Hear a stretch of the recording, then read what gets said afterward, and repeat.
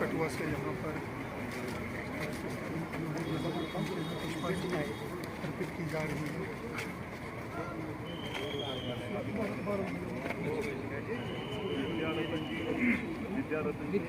विद्यारतन जी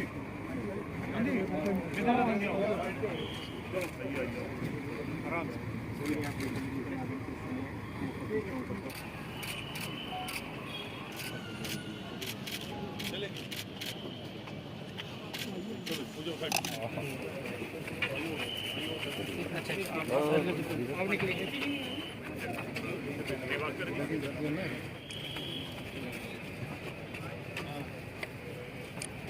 line में सारे doctor साहब चलेगी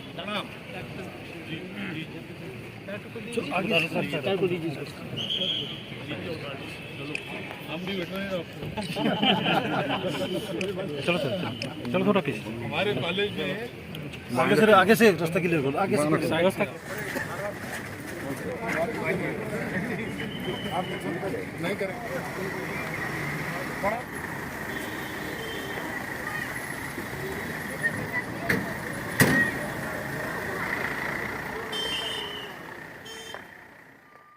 बना है वो सब में है, अपने अंदर उसको जानो और सब में उसको देखना सीखो तो शाश्वत सुख मिलता है।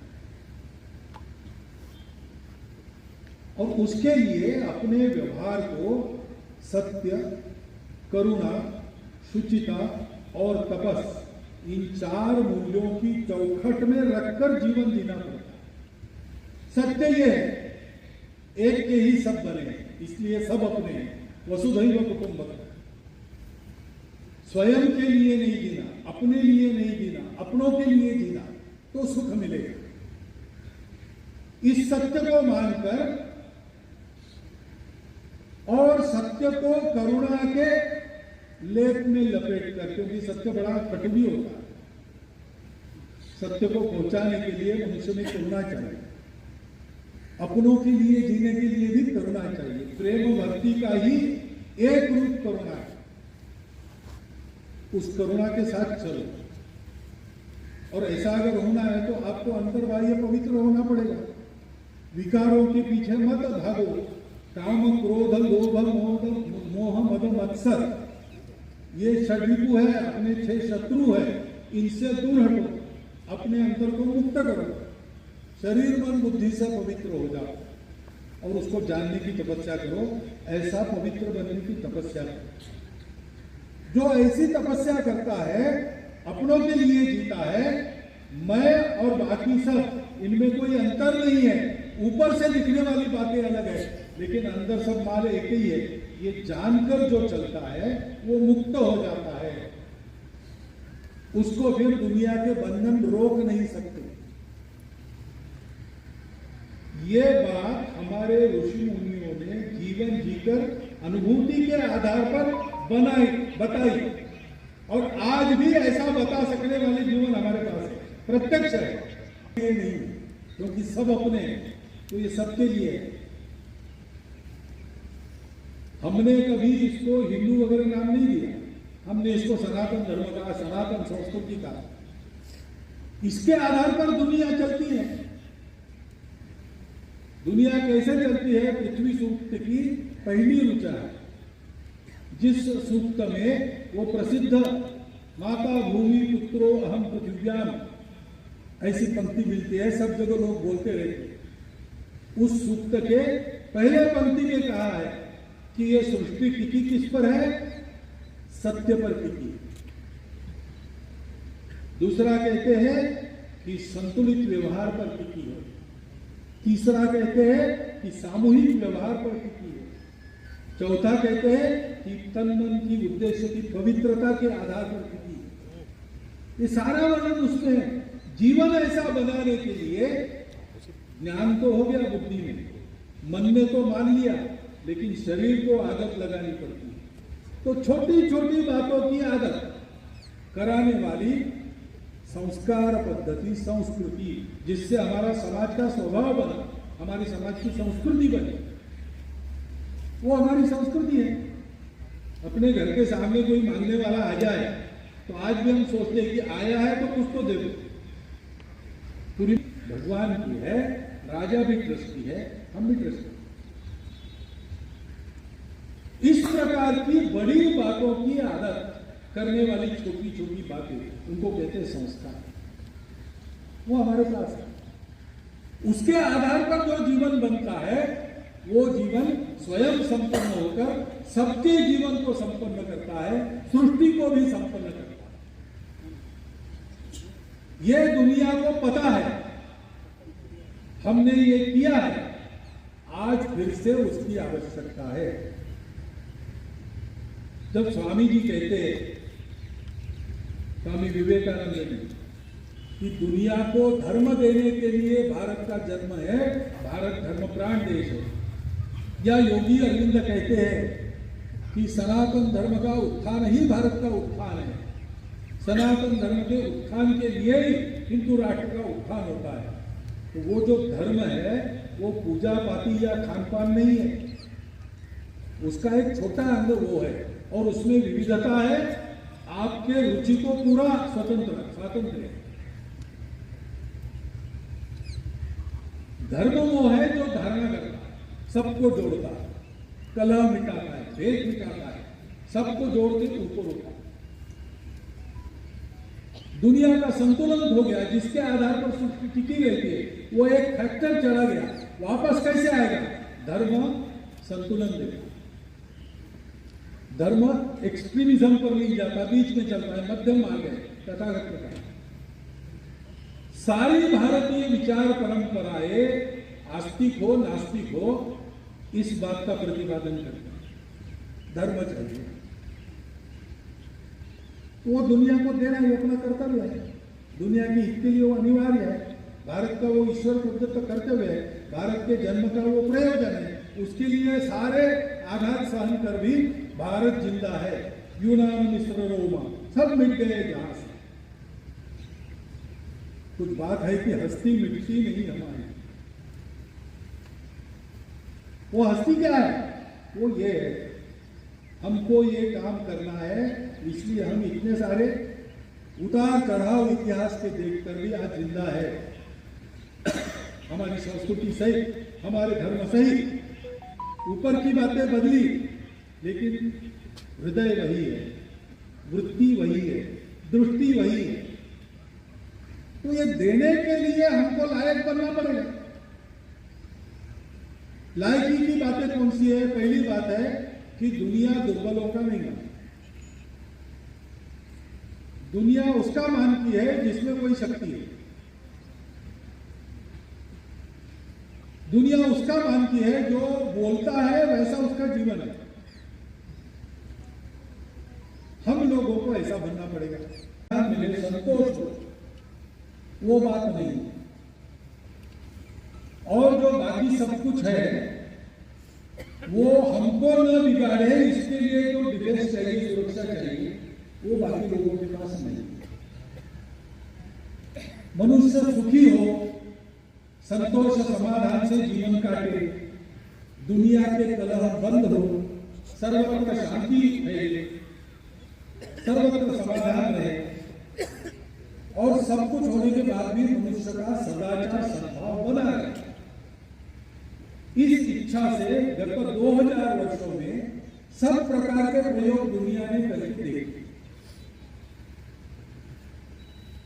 जड़वाद के आधार पर भी किए, अस्तित्ववाद के आधार पर भी किए, भगवान को मानकर भी किए, भगवान को न मानते हुए भी किए, समाजवादी दृष्टिकोण से भी किए, पूंजीवादी दृष्टिकोण से भी किए, व्यक्तिवादी दृष्टिकोण से भी किए, समूहवादी दृष्टिकोण से भी किए। लेकिन सब आजमाने के बाद फल क्या मिलता है? साधन सुविधा बहुत बढ़, मनुष्य संपन्न हो गया। आज आप अपने घर में बैठकर दुनिया की किसी बात को गूगल पावर के जरिए जान सकते हैं। किसी बात की जानकारी की कमी नहीं है। अभी तो घर बैठे बाजार भी आप कर सकते हो। यहां से एक क्लिक से अमेरिका में बैठे अपने मित्र से या अपने रिश्तेदार से बात कर सकते हो। बहुत सुविधा हो गई। पुराने समय में यात्रा करते थे लोग, पैदल जाते थे, बियड़ वनों में से जाते थे, कुछ लोग पशुओं के द्वारा मारे जाते थे, कुछ लोग डाकुओं के द्वारा मारे जाते थे। जो जाके सही सलामत वापस आता था तो उसका उत्सव होता था, क्योंकि यात्रा में जाकर वापस आना आसान बात नहीं। लेकिन आजकल कुछ नहीं, बस ट्रेन से लेकर तो हेलीकॉप्टर तक सारी सुविधाएं उपलब्ध है। जहां लोग जन्म में एक बार जाने की इच्छा करते थे, मानस सरोवर है, गंगा सागर है, ऐसे जगह आजकल हर साल जाकर आने वाले लोग, इतनी सुविधा है। लेकिन दुनिया को दुख कम नहीं हुआ, दुनिया के कलह बिके नहीं और बढ़ गए। अभी कलह बंद हो गया, ऐसा लगा तो यूक्रेन का शुरू हो गया। यूक्रेन अभी खत्म नहीं हुआ तो उधर इसराइल हमारा संकट शुरू हो। ऐसे साल भर चलते रहे, झगड़े थमने का नाम नहीं। साधन सुविधा संपत्ति भी बढ़ गई, लेकिन अपराध भी बढ़ गए। छोटे छोटे बच्चे अपने विद्यालय में बंदूक लेके जाते और अपने सहपाठियों को भूल गए। मानसिक विकृति बढ़ गई, परिवार टूटने लगे, घटस्फोटों का प्रमाण बढ़ने लगा। ये सब हो रहा है। अपने सुख के लिए जो साधन हमने अपनाए, उन साधनों से भी एक खराबी हो रही है। तो अभी आर्टिफिशियल इंटेलिजेंस आ रहा है, पूर्वानुभव के आधार पर अनेक शास्त्रज्ञों को ये डर लगता है कि ये ला तो रहे हम, लेकिन कहीं आज हम मशीन को चला रहे, मशीन कल हमको चलाने न लगे।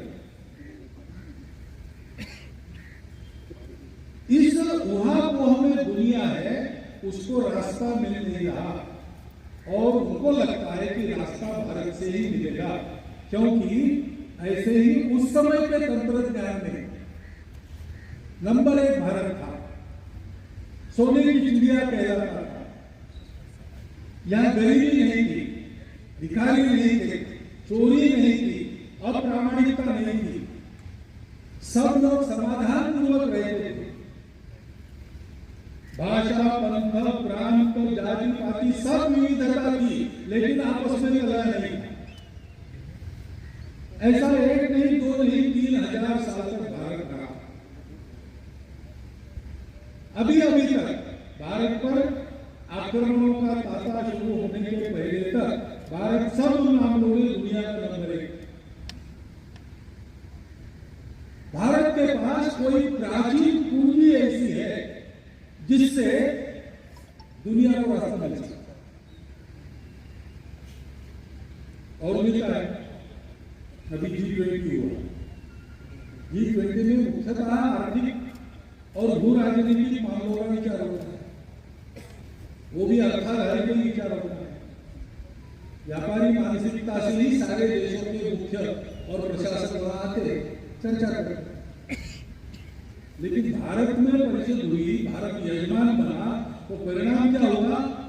अर्थाधारी विचार करने वालों ने वसुधैव कुटुंबकम के मानवीय विचार को स्वीकार किया। आर्थिक विचार पर मानवीय विचार स्वार हो गया, अब उसके क्रियाकलाप जरूर बदलेंगे। ये दिशा भारत में ही उनको मिली और भारत में उनको मिलनी ही, क्योंकि भारत के पास अपना एक दृष्टिकोण है, वो थियरी नहीं है, वो प्रत्यक्ष अनुभूति है। भारत के पूर्वजों ने बहुत पहले ये जाना कि दिखता सब अलग अलग है, लेकिन एक से ही निकला है। विविधता में एकता को ढूंढना नहीं पड़ता है, क्योंकि एकता की ही सारी विविधता है। वो एक ही अपनी इच्छा से विविध बना है। विविधता में विचरण करना पड़ता है हम लोगों को भौतिक जीवन में। एकता का भान रख के चले तो सुख ही सुख है। इसलिए उस एकता को जानो, वो परम लक्ष्य है। सुख को ढूंढना है तो सुख बाहर नहीं है, सुख अपने अंदर है। गुलाब जामुन खाएंगे, कितने खाएंगे?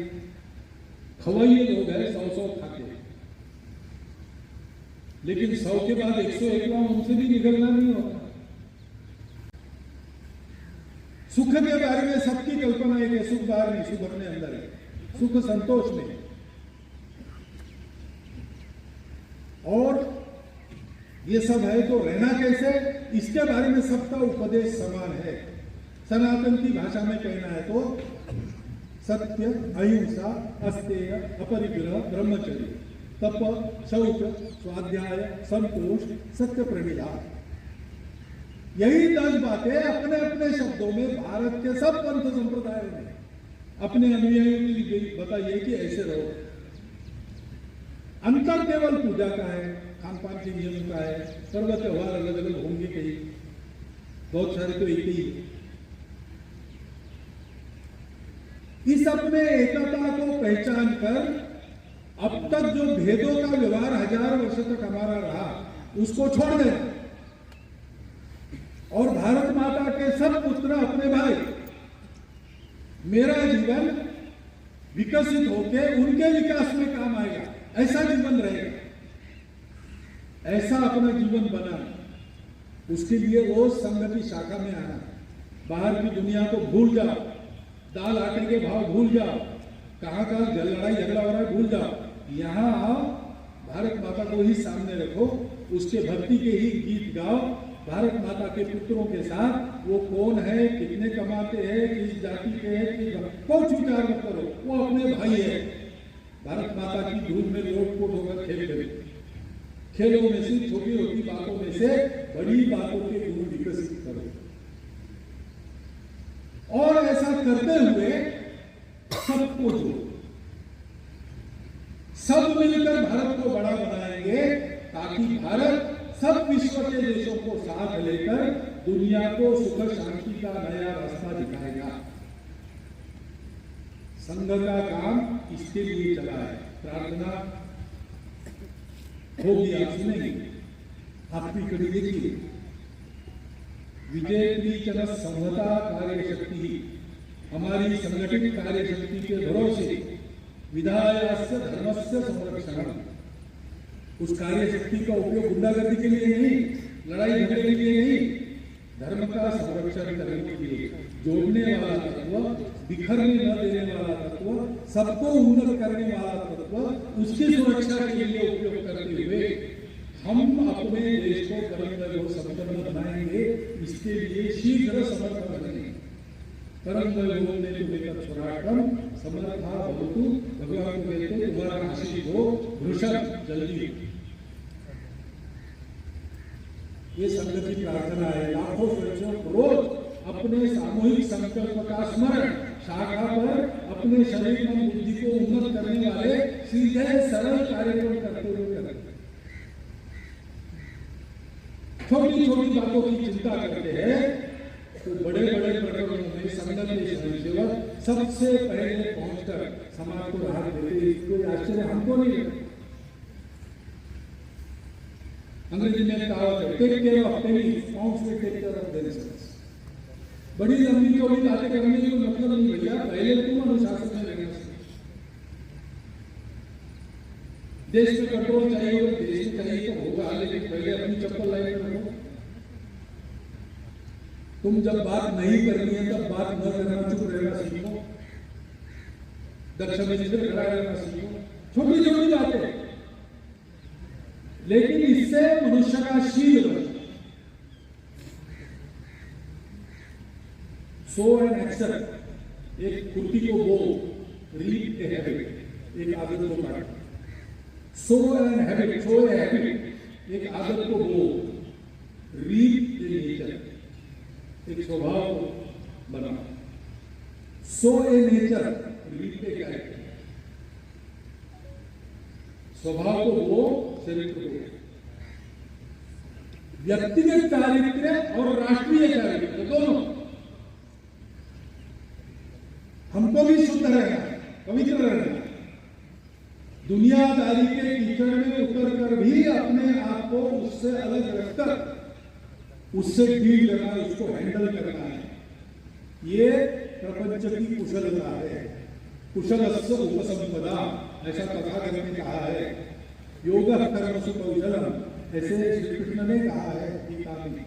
उसका अर्थ यही है, दुनिया में निकलते हैं तो प्रकृति स्वभाव के अनुसार चलता है, तो हम अहिंसक है, लेकिन सामने से कोई नाग जा रहा है तो हम उससे बचेंगे जरूर, उसको जाके मारेंगे नहीं, सर्वमित्र को बुलाएंगे, उसको छोड़ देंगे जंगल में। लेकिन जानबूझकर मैं तो अहिंसा का पालन करेगा, मुझे कुछ नहीं करेगा, इसके सामने नहीं जाएगा। ये कुशलता है। शक्ति संपन्न में इतने बनो कि दुनियादारी के जंजाल में हम पर कोई कीचड़ का धब्बा न लगे। हमको तो आज बहुत इसकी जरूरत इसलिए है कि आज अनुकूलता का जमाना है। हमको सब लोग चाहते हैं, हम पर विश्वास रखते हैं। हमको जितना उन्होंने देखा है उसमें उनको ध्यान में आया है कि ये लोग अच्छे हैं और सद्भावी हैं, तो हमसे अपेक्षा भी करते हो, हमारी प्रतिक्रिया भी है, तो हम काम भी करते हैं।